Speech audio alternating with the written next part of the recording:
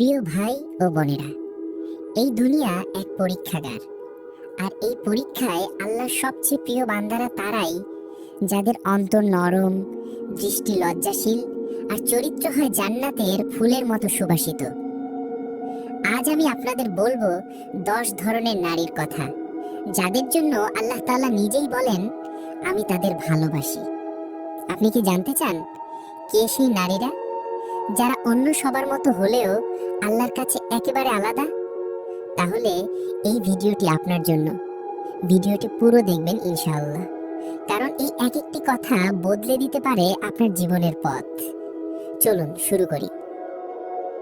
1, যে নারী আল্লাহর জন্য ক্ষমা করতে জানে।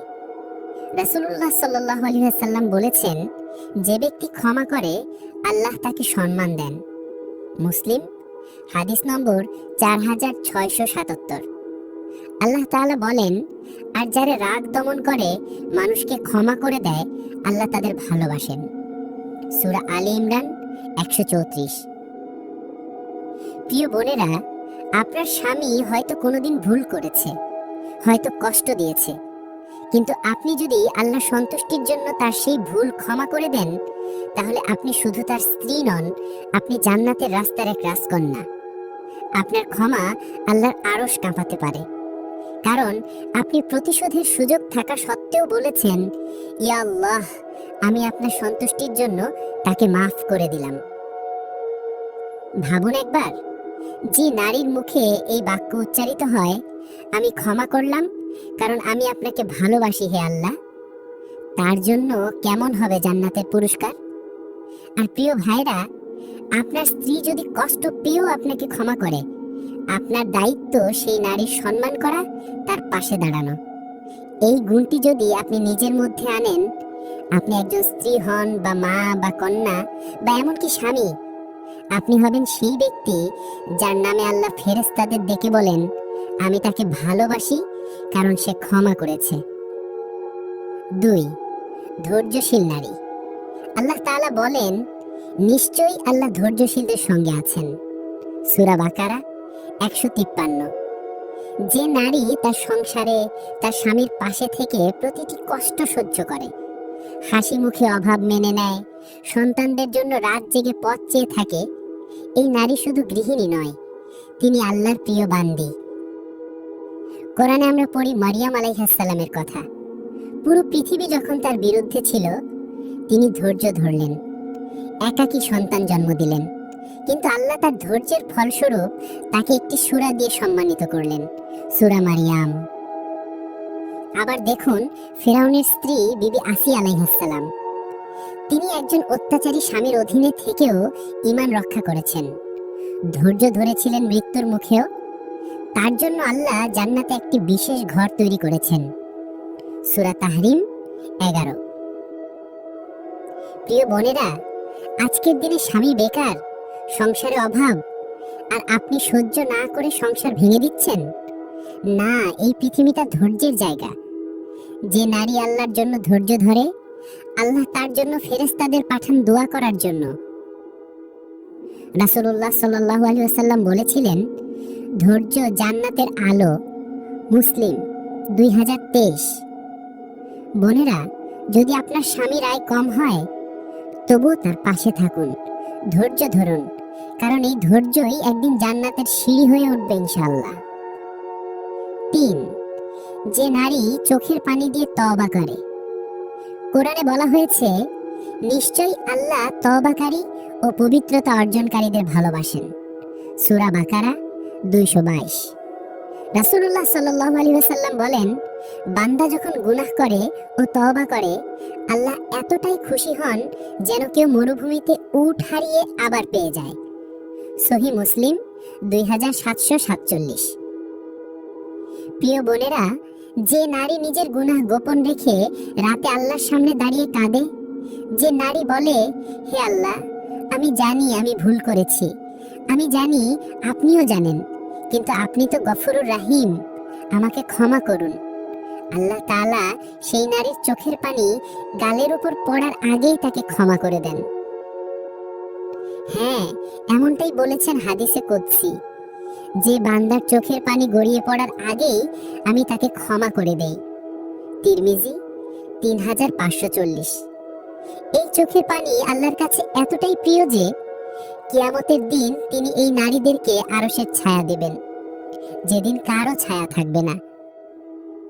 আজ আপনার জীবনে যদি ভুল থেকে থাকে, হারাম সম্পর্ক, গোপন পাপ, গীবাত, আপনি যদি সত্যিকারের অনুশোচনায় কাঁদতে পারেন, আল্লাহ আপনাকেও পছন্দ করবেন, যেমন তিনি পছন্দ করেন সেই নারীদের যারা তওবা করে কান্না করে। 4. পবিত্রতা রক্ষাকারী নারী। প্রিয় ভাই ও বোনেরা, ইসলামের পবিত্রতা শুধু শারীরিক পরিচ্ছন্নতা না, এটা এক ধরনের রুহানিয়াত যা বান্দাকে আল্লাহর কাছে পৌঁছে দেয়। যে নারী ওযু ঠিক রাখে, দেহ ও কাপড় পরিষ্কার রাখে, আর অন্তর শিরক, গীবাত, হিংসা থেকে মুক্ত রাখে, সে শুধু একজন ভালো নারী নয়, সে একজন আল্লাহ প্রিয় বান্দি। আল্লাহ তাআলা কোরআনে বলেন, আল্লাহ পবিত্রদের ভালোবাসেন। সূরা তাওবা 108। রাসূলুল্লাহ সাল্লাল্লাহু আলাইহি ওয়াসাল্লাম বলেন, পবিত্রতা হলো ঈমানের অর্ধেক। সহিহ মুসলিম 223। আজকের সমাজে আপনি অনেক নারীকে দেখবেন, গোসল ফরজ হয়েছে কিন্তু দেরি করেন, বাথরুম থেকে এসে পানি না ব্যবহার করে শুধু টিস্যুতে ভরসা করেন। প্রিয় বোনেরা, এটা কোনো আধুনিকতা না, এটা ইসলামের বিপরীতে চলা। রাসূলুল্লাহ সাল্লাল্লাহু আলাইহি ওয়াসাল্লাম বলেছেন, তোমরা ইহুদিদের মতো হয়ো না, তারা গোসলের নিয়ম পালনে অবহেলা করত। তিরমিজি 609। প্রিয় বোনেরা, আপনার পবিত্রতা শুধু আপনাকে জান্নাত দিবে না, আপনার ঘরের বরকত বাড়াবে, সন্তানদের হেফাজত করবে, আর আল্লাহর ভালোবাসা এনে দেবে। প্রিয় ভাই ও বোনেরা, আপনি যদি এতদূর পর্যন্ত ভিডিওটি দেখে থাকেন, তাহলে আপনি একজন হৃদয়বান মানুষ। আমাদের প্রতিটি ভিডিও বানাতে সত্যি বলতে অনেক কষ্ট হয়। রেফারেন্স খুঁজে বের করা, ভয়েস রেকর্ড করা, ভিডিও এডিটিং করা, সবকিছু মিলিয়ে ঘন্টার পর ঘন্টা কেটে যায়। আমরা কোনো ফ্যান্সি স্টুডিওতে কাজ করি না, কেবল আল্লাহর জন্য ও আপনাদের উপকারের আশায়। তাই যদি এই ভিডিওটি আপনার মনে একটু স্পর্শ করে, তাহলে একটা লাইক দিন, কমেন্টে লিখুন আপনি কোন আমলটি আগে শুরু করবেন, আর চ্যানেলটি সাবস্ক্রাইব করুন যেন আপনি আরো এমন সত্য ভিত্তিক ভিডিও পান। 5. গীবাত থেকে বেঁচে থাকা নারী। আল্লাহ তাআলা কোরআনে বলেছেন, তোমাদের কেউ যেন অপরের গীবাত না করে। তোমাদের কেউ কি চায় তার মৃত ভাইয়ের গোশত খেতে? সূরা হুজুরাত 12। গীবাত মানে হলো মৃত ভাইয়ের গোশত খাওয়া। তবু আমরা কতটা নির্লজ্জভাবে গীবাত করি। কিন্তু যে নারী এসব থেকে নিজেকে দূরে রাখে, নিজের জিহ্বাকে নিয়ন্ত্রণে রাখে, তাকে আল্লাহ ভালোবাসেন। রাসূলুল্লাহ সাল্লাল্লাহু আলাইহি ওয়াসাল্লাম বলেছেন, যে ব্যক্তি তার মুসলিম ভাইয়ের ইজ্জত রক্ষা করে, আল্লাহ কিয়ামতের দিন তার মুখকে আগুন থেকে রক্ষা করবেন। তিরমিজি 1931। প্রিয় বোনেরা, আজ যদি আপনি গীবাত না করেন, কারো দোষ না খোঁজেন, শুধু নিজের চরিত্র গঠনেই ব্যস্ত থাকেন, তাহলে জানুন আপনি হচ্ছেন সেই নারী যার মুখ গীবাতের বদলে থাকবে জিকিরে পরিপূর্ণ। আপনি যদি কারো দোষ দেখেন, তার জন্য দোয়া করুন, কপালে হাত বুলিয়ে বলুন, হে আল্লাহ, তাকে হেদায়েত দিন আর আমাকে গীবাতের মতো পাপ থেকে বাঁচিয়ে রাখুন।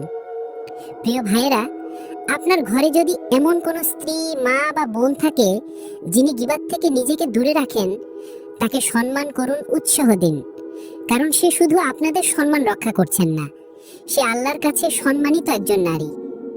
হে আল্লাহ, আমার জিহ্বাকে সৎ বানিয়ে দিন, আমাকে ও আমার পরিবারকে গীবাত থেকে রক্ষা করুন। 6. স্বামীর প্রতি সন্তুষ্ট নারী। রাসূলুল্লাহ সাল্লাল্লাহু আলাইহি ওয়াসাল্লাম বলেন, যে নারী এই অবস্থায় মৃত্যুবরণ করে যে তার স্বামী তার উপর সন্তুষ্ট, তাকে জান্নাতে প্রবেশ করতে বলা হবে। তিরমিজি 1161। অনেক স্ত্রীকে দেখা যায় স্বামীর আয় কম, তবুও বলছে, আলহামদুলিল্লাহ, আমার স্বামী আমাকে সম্মান দেয়, আমাকে ভালোবাসে, আমার তাতেই সুখ। এই নারী অন্যদের মতো পাশের বাড়ির সালমানের বাপের সঙ্গে তুলনা করে না। সে প্রতিদিন সকালে উঠে স্বামীর রিজিকের জন্য দোয়া করে। প্রিয় ভাইরা, আপনার স্ত্রীর যদি মুখে আলহামদুলিল্লাহ থাকে, তাহলে সে শুধু আপনার সুখী জীবন গড়ছে না, সে নিজের জান্নাতও গড়ে নিচ্ছে। প্রিয় বোনেরা, আপনার স্বামীর টাকা থাকতে পারে নাও পারে, কিন্তু তার চেষ্টা যদি থাকে, তাকে সম্মান দিন, তাকে ভালোবাসুন, তাকে জান্নাতের পথে সাথী বানান। বলুন একবার, ইয়া আল্লাহ, আমাকে এমন স্ত্রী বানান যার প্রতি আমার স্বামী খুশি থাকে আর আপনি সন্তুষ্ট থাকেন। 7, পরপুরুষের দৃষ্টি থেকে নিজেকে হেফাজতকারী নারী। প্রিয় ভাই ও বোনেরা, নারীর সৌন্দর্য শুধু চেহারায় নয়, তার পর্দায়, তার লজ্জায়, তার আত্মসম্মানে। আজকের এই ফিতনার যুগে, যেখানে চোখের সামনে হাজারো দৃষ্টিকটু দৃশ্য, সোশ্যাল মিডিয়ায় ছবি, ভিডিও, সেই জায়গায় যে নারী নিজেকে গুটিয়ে রাখে, নিজের শরীর, নিজের দৃষ্টি, নিজের মন রক্ষা করে, তাকে আল্লাহ তাআলা ভালোবাসেন। আল্লাহ কোরআনে নির্দেশ দিয়েছেন, আর মুমিন নারীদের বলো তারা যেন তাদের দৃষ্টি সংযত রাখে এবং নিজেদের লজ্জাস্থান হেফাজত করে। সূরা নূর 31। পরপুরুষের সামনে কথা বলার সময় যে নারী নিজের স্বর নরম করে না, আকর্ষণ তৈরি করে না, সুগন্ধি মেখে বাইরে যায় না, সে হচ্ছে সেই নারী যে নিজের প্রতি নয়, আল্লাহর প্রতি বেশি খেয়াল রাখে। প্রিয় বোনেরা, এই সমাজ আপনাকে বলবে মডার্ন হও, কিন্তু আপনি বলুন আমি হেদায়েতের আলোতে হাঁটতে চাই। একবার বলুন আন্তরিকভাবে, হে আল্লাহ, আমাকে এমন নারী বানান যার পর্দা শুধু জামা কাপড় নয়, বরং হৃদয়, চোখ, দৃষ্টি, মন সবকিছুতেই পর্দা থাকে। 8, বাইরে সুগন্ধি ব্যবহার না করা নারী। রাসূলুল্লাহ সাল্লাল্লাহু আলাইহি ওয়াসাল্লাম স্পষ্ট করে বলেছেন, যে নারী সুগন্ধি মেখে মানুষের মধ্যে দিয়ে যায় যাতে মানুষ তার গন্ধ অনুভব করে, সে যেন ব্যভিচারিণী। আবু দাউদ 4130। হ্যাঁ, আপনি ঠিক শুনেছেন, ব্যভিচারিণী এই শব্দটা কোনো হালকা শব্দ না। রাসূল সাল্লাল্লাহু আলাইহি ওয়াসাল্লাম এভাবে বলেছেন কারণ গন্ধ এমন একটা মাধ্যম যা চোখ না থাকলেও মানুষের মনে প্রবেশ করে। প্রিয় বোনেরা, আপনি যদি বাইরে যাওয়ার সময় সুগন্ধি মেখে যান, তাহলে সেটা কার জন্য? আপনার স্বামী কি বাইরে আছে, নাকি সেই অপরিচিত পুরুষ যার দৃষ্টি আপনাকে তলব করে আর আপনার গন্ধ তাকে সেই সুযোগ করে দেয়? এক হাদিসে রাসূল সাল্লাল্লাহু আলাইহি ওয়াসাল্লাম বলেন, যে নারী ইজ্জতের হেফাজত করে তার জন্য জান্নাত অবধারিত। সহিহ জামে 3015। প্রিয় বোনেরা, এই দুনিয়া হয়তো আপনাকে বলবে একটু আতর লাগালে কি হবে, কিন্তু আপনার ঈমান বলবে আল্লাহ যদি পছন্দ না করেন তবে আমার কিছুই পছন্দ নয়। একবার ভেতর থেকে বলুন, হে আল্লাহ, আমাকে লজ্জাশীল নারী বানান যে নিজের দেহ নয়, ঈমানকে সুগন্ধি করে তোলে। 9, স্বামীর আনুগত্যশীল নারী।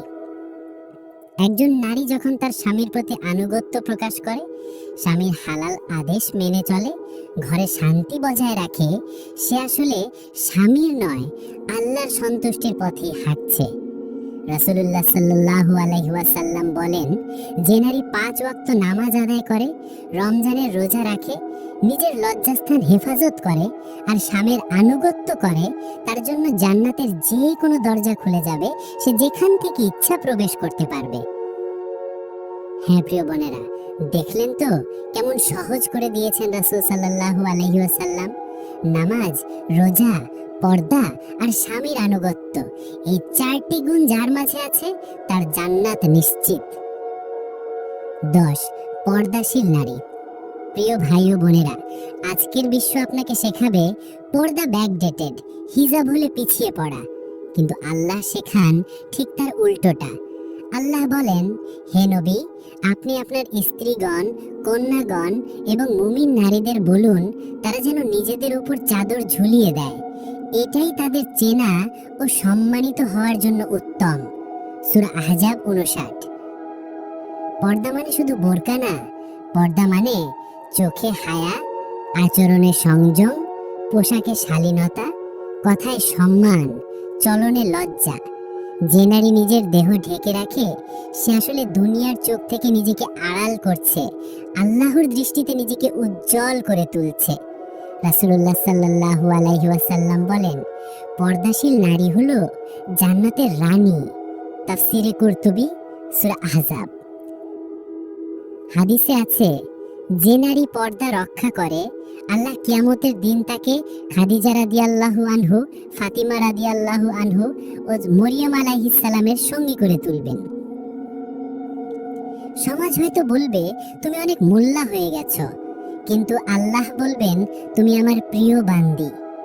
ইয়া আল্লাহ, আমাদের পরিবারকে, আমাদের নারীদের এই 10টি গুণের আলোয় জেগে ওঠার তৌফিক দিন। আমাদের স্ত্রীদের, কন্যাদের, বোনদের আপনার প্রিয় বান্দি বানিয়ে দিন।